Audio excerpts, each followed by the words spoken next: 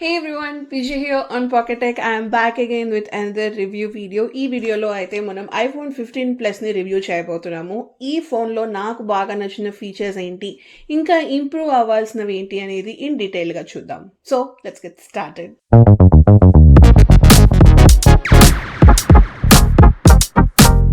First the నాకు బాగా నచ్చింది ఏంటి అంటే బ్యాటరీ అనమాట. దీంట్లో మనకి 4383 mAh బ్యాటరీ వస్తుంది. మనం ఎయిదర్ ఒక ప్రో వేరియంట్ అంటే మనకి 15 Pro కానీ 15 Pro Max కానీ లేదు 15తో కానీ కంపేర్ చేసుకుంటే ఎక్కువ బ్యాటరీ లైఫ్ అయితే వస్తుంది. నా పర్సనల్ యూసేజ్లో అయితే కనుక just phone calls and Instagram చూస్తే కనుక 2 days ఆఫ్ యూసేజ్ వచ్చింది. లేదు హెవీగా ఏదైనా గేమింగ్ ఆడినా ఏదైనా వీడియో షూట్ చేసిన లాంగ్ టైం నాకైతే 1 full day ఆఫ్ యూసేజ్ అయితే ఖచ్చితంగా వచ్చింది. నెక్స్ట్ వచ్చేసి దీంట్లో మనకి USB-C పోర్ట్తో వస్తుంది అనమాట. USB-C పోర్ట్ వల్ల మనకి 2 advantages ఉన్నాయి. ఫస్ట్ ఏంటి అంటే ఎక్కడికైనా బయటకు వెళ్ళేటప్పుడు లైట్నింగ్ పోర్ట్ USB పోర్ట్ రెండు క్యారీ చేయాల్సిన అవసరం లేదు. ఒక ఛార్జర్ తీసుకెళ్తే చాలు, మనం మ్యాక్బుక్కి ఐప్యాడ్కి అన్నిటికీ ఛార్జింగ్ చేసుకోవచ్చు. లేదు మీ దగ్గర ఏదైనా USB-C పోర్ట్ థర్డ్ పార్టీది ఉన్నా దాన్ని కూడా మనం ఈ ఫోన్కి యూస్ చేసుకోవచ్చు. సెకండ్ అడ్వాంటేజ్ ఏంటి అంటే కనుక ఈ USB-C పోర్ట్ యూస్ చేసుకుంటే మనకి రివర్స్ వైర్డ్ ఛార్జింగ్ సపోర్ట్ని తీసుకొచ్చారు. సో మీ దగ్గర మీరు బయటకు వెళ్ళినప్పుడు ఏదైనా ఎమర్జెన్సీ డివైస్కి ఛార్జింగ్ అయిపోతే కనుక అలాంటి ఎమర్జెన్సీ సిచ్యువేషన్స్లో ఈ USB-C పోర్ట్ నుంచి మనకి USB-C టు USB-C కానీ USB-C టు లైట్నింగ్ కానీ పెట్టుకొని అదర్ డివైజెస్కి ఛార్జింగ్ చేసుకోవచ్చు. సో నేను వీడియో స్టార్టింగ్లో చెప్పాను కదా నచ్చినవి ఇంకా ఇంప్రూవ్ అవ్వాల్సినవి చెప్తాను అని. సో బ్యాటరీ పరంగా నా పర్సనల్ ఒపీనియన్లో ఇంప్రూవ్ అవ్వాల్సింది ఏంటి అంటే ఛార్జింగ్ స్పీడ్స్ అనమాట.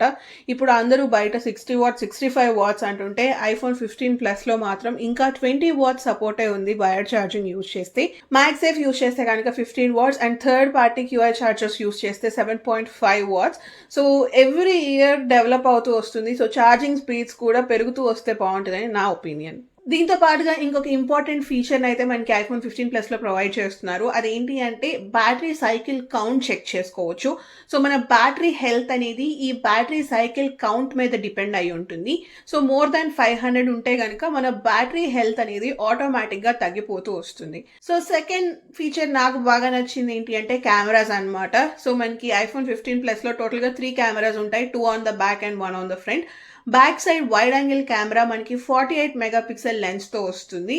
అండ్ దీంట్లో మనం ఒక ఫోటో తీస్తే కనుక 24 megapixelsకి పిక్సెల్ బిన్నింగ్ అవుతుంది అనమాట. ప్రీవియస్గా అయితే మనకి 48 megapixel ఇచ్చినా కానీ 12 megapixelsకి పిక్సెల్ బిన్నింగ్ అయ్యేది కదా. బట్ మనకి ఈ ఇయర్ నుంచి 48 megapixel వైడ్ యాంగిల్లో ఫొటోస్ తీస్తే 24 megapixelsకి పిక్సెల్ బిన్నింగ్ అవుతుంది అనమాట. ఫోటో క్లారిటీ కానీ ఫోటో షార్ప్నెస్ ఇమేజెస్ కానీ చాలా బాగా ఇంప్రూవ్ అయ్యాయి. అండ్ అంతేకాదు కెమెరా ఆప్షన్ ఓపెన్ చేస్తే మనకి ప్రీవియస్గా మనకి 0.5x 1x మాత్రమే చూపించేది కదా, ఇప్పుడు కొత్తగా 2x ఆప్షన్ని కూడా తీసుకొచ్చారు ఈ 48 megapixel లెన్స్ యూస్ చేసుకొని. ఈ 2x ఆప్షన్ అనేది నార్మల్ కెమెరా మోడ్లోనే కాదండి, పోర్ట్రేట్ మోడ్లో కూడా 1x అండ్ 2x అని చెప్పి 2 ఆప్షన్స్ అయితే చూపిస్తున్నారు. నెక్స్ట్ అల్ట్రా వైడ్ యాంగిల్ కానీ ఫ్రంట్ ఫేసింగ్ కానీ మనకి 12 megapixel లెన్స్తో అయితే వస్తాయి. సో మనకి ఆల్ 3 కెమెరాస్ యూస్ చేసుకొని 4K వీడియోస్ అట్ 30 and 60 FPSలో అయితే షూట్ చేసుకోవచ్చు. అండ్ వీడియోస్ అయితే ఎప్పుడైనా సరే ఐఫోన్లో చాలా చాలా స్టేబుల్గా ఉంటాయి. నేను పర్సనల్లీ వీడియోస్ తీయాలి అంటే కనుక ఐఫోనే యూస్ చేస్తాను అనమాట.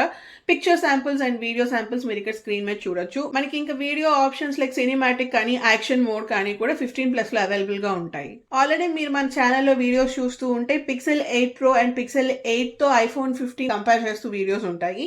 నేను పర్సనల్గా అబ్జర్వ్ చేసింది ఏంటి అంటే ఫొటోస్ మనకి పిక్సెల్లో బాగున్నా వీడియోస్ విషయానికి వచ్చేసరికి స్టెబిలిటీ కానీ వీడియో క్వాలిటీ కానీ ఐఫోన్లో చాలా బెటర్గా ఉంటుంది. వీటితో పాటుగా వైడ్ యాంగిల్ కెమెరాలో మనకి కొత్తగా యాడ్ అయిన ఫీచర్ ఏంటి అంటే ప్రీవియస్గా చూస్తే జస్ట్ మనకి పోర్ట్రేట్స్ తీయాలి అంటే పోర్ట్రేట్ ఆప్షన్లోకి వెళ్ళి ఫోటో తీస్తే కానీ పోర్ట్రేట్స్ వచ్చేవి కాదు, అంటే డెప్త్ ఆఫ్ ఫీల్డ్ కనపడేది కాదు. బట్ ఇప్పటి నుంచి మీరు నార్మల్ కెమెరా మోడ్లో ఉండి ఫొటోస్ తీస్తూ ఉంటే స్క్రీన్ మీద F అనే సింబల్ కనపడితే మనకి డెప్త్ ఆఫ్ ఫీల్డ్ క్రియేట్ అవుతున్నట్టు. సో మీరు ఫోటో తీసుకున్న తర్వాత కూడా మనం దాన్ని ఎడిట్ చేసుకోవచ్చు. సో మీకు అక్కడ F అని కనిపించినప్పుడు ఏదైనా ఫోటో తీసారనుకో మల్టిపుల్ ఆబ్జెక్ట్స్ ఉంటే మీకు ఏ ఆబ్జెక్ట్ హైలైట్ అవ్వాలి ఏ ఆబ్జెక్ట్ బ్లర్ అవ్వాలి అనేది ఫోటో తీసిన తర్వాత కూడా మనం ఎడిట్ చేసుకోవచ్చు. నెక్స్ట్ వచ్చేసి జూమింగ్ క్యాపబిలిటీస్ అయితే క్రేజీగా ఇంప్రూవ్ చేశారు. ప్రీవియస్గా మనకి నాన్ ప్రో వేరియంట్స్లో 5x జూమింగ్ క్యాపబిలిటీ ఉండేది, దాన్ని ఇప్పుడైతే ఆల్మోస్ట్ 10x వరకు ఇంక్రీజ్ చేశారు. ఇంక్రీజ్ చేయడమే కాదు, మీరు 10xలో ఫోటో తీస్తే ఫోటో క్వాలిటీ కానీ ఆ క్లారిటీ షార్ప్నెస్ కానీ చాలా క్లియర్గా ఉన్నాయి. నాకు పర్సనల్‌గా అయితే 15 ప్లస్‌లో కెమెరా పరంగా ఎటువంటి కాన్స్ అనిపించలేదనమాట. చాలా బాగా ఇంప్రూవ్ చేశారు లాస్ట్ ఇయర్‌తో కంపేర్ చేస్తే. నేనైతే ఇంత ఇంప్రూవ్‌మెంట్ కెమెరాస్‌లో ఎక్స్‌పెక్ట్ చేయలేదు. I'm perfectly happy. మీరేమనుకుంటున్నారు? మీరు కెమెరాస్‌లో ఈ ఫీచర్స్ వస్తే బాగుండేది అనుకుంటుంటే let me know in the comment section below. Next let's come to the display. మనకి ఇది 6.7 inches super retina XDR OLED డిస్ప్లేతో వస్తుందన్నమాట. దీంట్లో మరి డాల్బీ విజన్ సపోర్ట్ ఉంటుంది, HDR సపోర్ట్ ఉంటుంది. ఆల్మోస్ట్ ఒక ప్రో వేరియంట్లో ఉన్న డిస్ప్లేని అయితే మనం 15 ప్లస్లో చూస్తాము.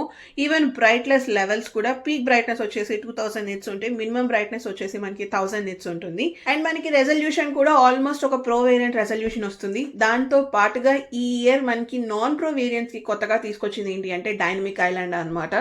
మల్టీ టాస్కింగ్ చేసుకునే వాళ్ళకి డైనమిక్ ఐలాండ్ చాలా బాగా హెల్ప్ అవుతుంది. మీరు ఏదైనా టైమర్ పెట్టినా, ఎయిర్ డ్రాప్ ఫొటోస్ చేసుకుంటున్నా, ఎంత వరకు అయింది, ప్రోగ్రెస్ ఏంటి అనేది మనం డైనమిక్ ఐలాండ్ నుంచి ట్రాక్ చేసుకోవచ్చు. సో మరి డిస్ప్లే పరంగా కాన్స్ ఏంటి అంటే 2 కాన్స్ అయితే ఉన్నాయి. ఫస్ట్ ఏంటి అంటే మనకి 15 ప్లస్లో ఆల్వేస్ ఆన్ డిస్ప్లే ఫీచర్ లేదనమాట.